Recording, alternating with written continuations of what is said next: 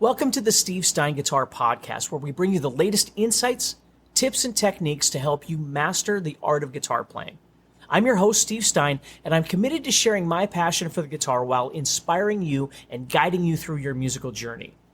Now remember that you can enjoy this podcast from anywhere and anytime, whether you're cruising down the highway, preparing dinner in the kitchen, or even working out at the gym.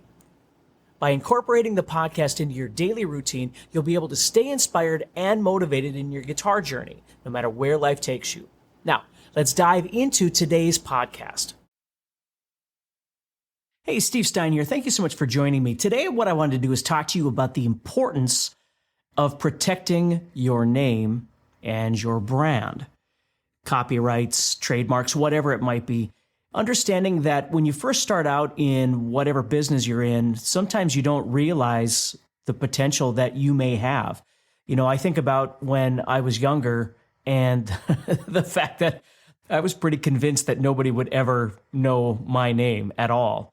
And so I never thought about any of these sorts of things. You know, I remember when I first started trying to build a website, and it was called Stine Music Lessons, which, if you think about it from a hashtag or keyword point of view, that's a terrible name because it doesn't even have guitar in it. You know, Stine Music Lessons, like, what do I offer? Violin lessons or, banjo lessons or something like that.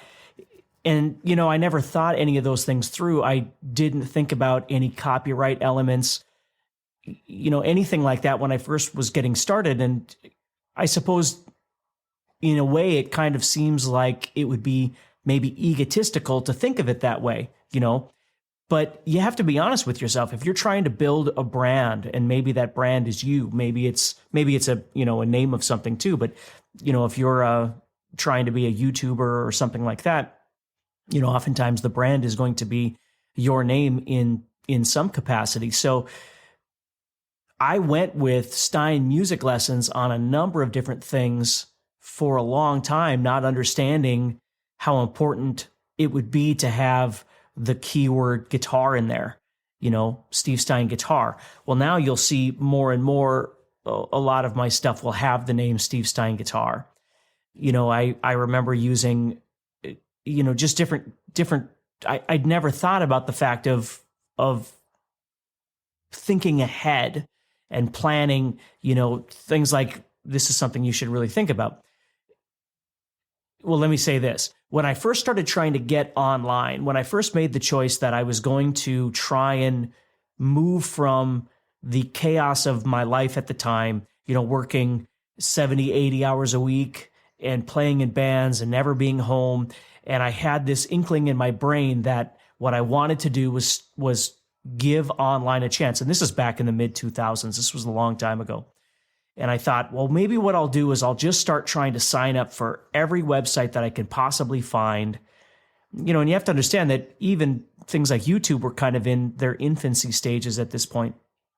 And so if I could find a guitar or music lesson site, I would sign up, because I kept thinking, well, if I can start doing some lessons online, I wouldn't have to drive anywhere and that sort of thing. And again, this is all very, very early on. And so, I don't remember the websites that I signed up for. I do remember the big one was lessonface.com out of New York. They're kind of the main ones that I started working with. But I just thought if I could get signed up with any website out there, maybe somebody from Colorado would see me on some website and want to do some guitar lessons, right? So it wasn't really helping me to be any less busy, but the good news is in signing up for all these different websites, it kind of got my name out there in a Google sense. Even though I had no idea what I was doing, it actually kind of was working. What I didn't think about doing in the early time, and this is what I was trying to get to, was getting your own websites, like, your domain names, registering stevestine.com or stevesteinguitar.com or, whatever it is that you're thinking you might use. And of course, now domain names are so cheap. They were a little more expensive back in the day, but now they're so cheap. It's worth spending some money to secure those potential names that could be something someday. and you're not spending a bunch of money, you don't have to design the websites and all that stuff at this point, just as long as you secure the names.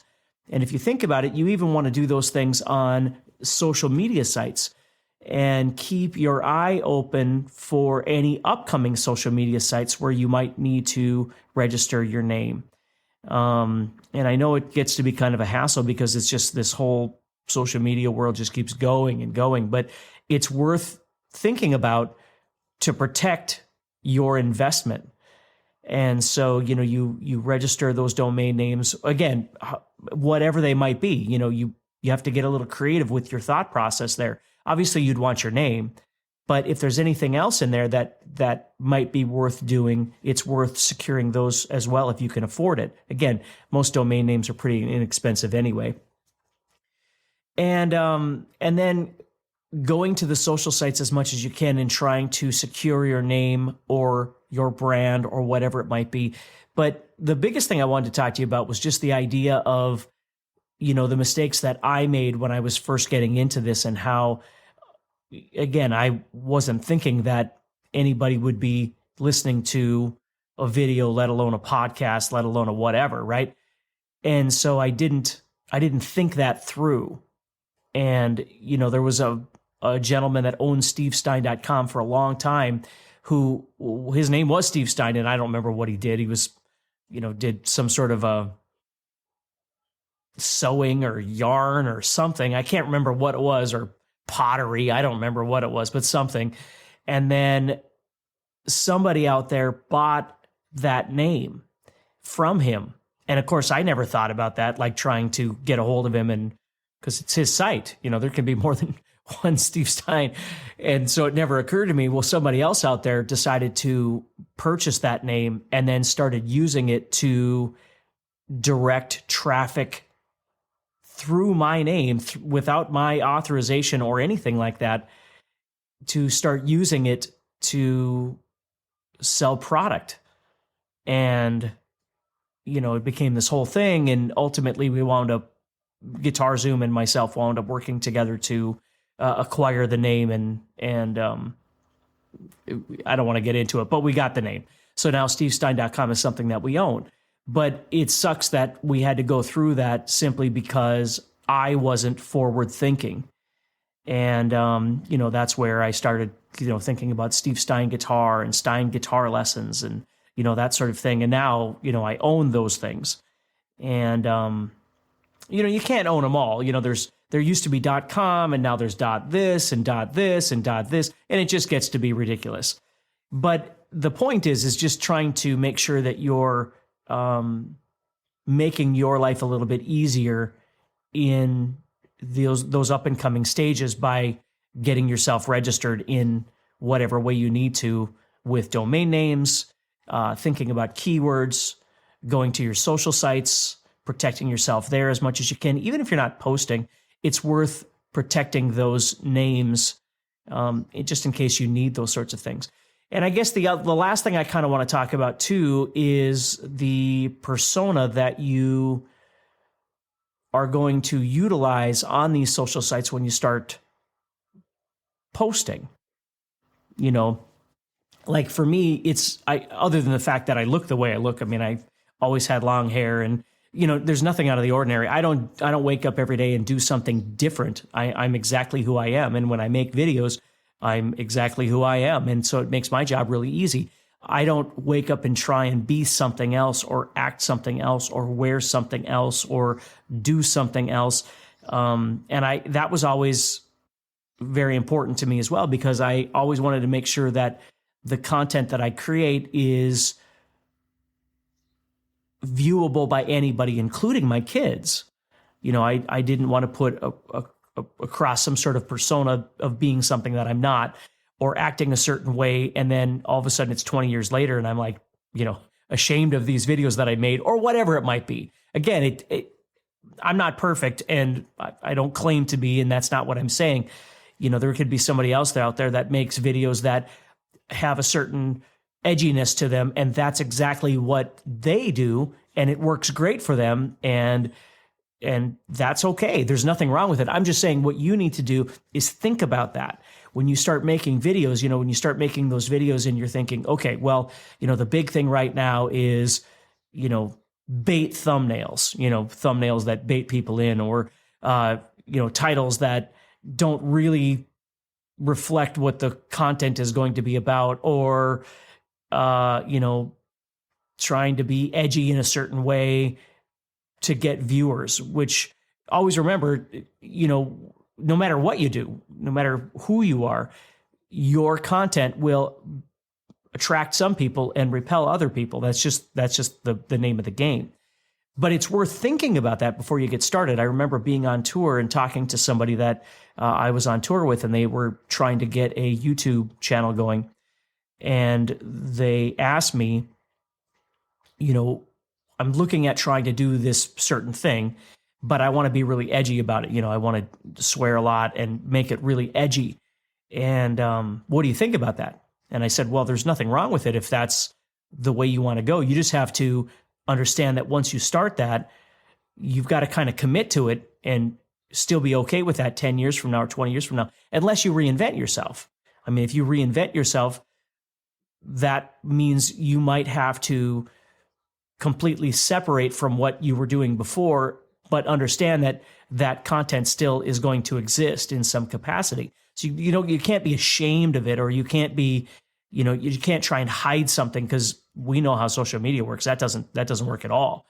So you have to be okay with that, or maybe that transition would be something that, would be honest and effective, and you be honest with your audience, and all of a sudden you're doing something different. Or, it's just, all I'm saying is you got to think about those sorts of things when you start creating content, because it's a direct reflection on you, your work, your talent, your business, but your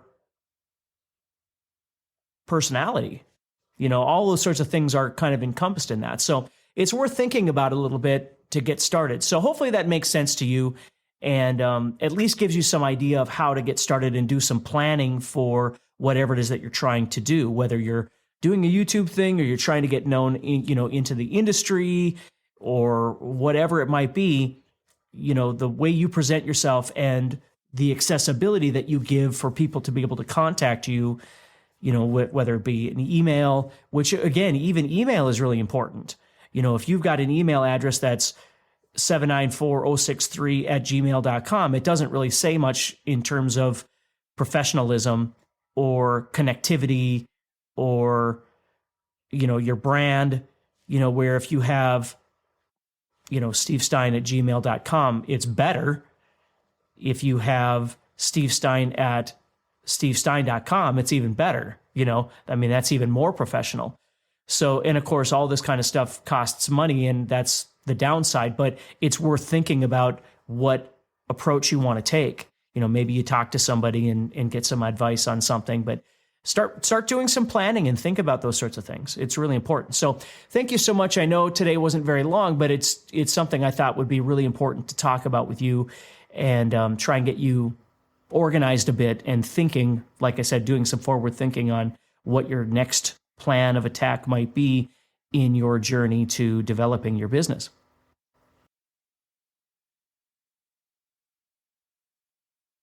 If you like our podcast and want to hear more, remember to press the subscribe button on the app that you listen to. By doing this, you help us a lot, and you'll be the first to know when we have new episodes ready for you to listen to. Is this podcast fun and useful? Then please give it a thumbs up and write about how much you like it. Is this podcast not what you thought it would be? Please let us know. This helps us to make our podcast better and helps more people who love guitar find it as well. So don't forget to subscribe, like, and tell us what you think.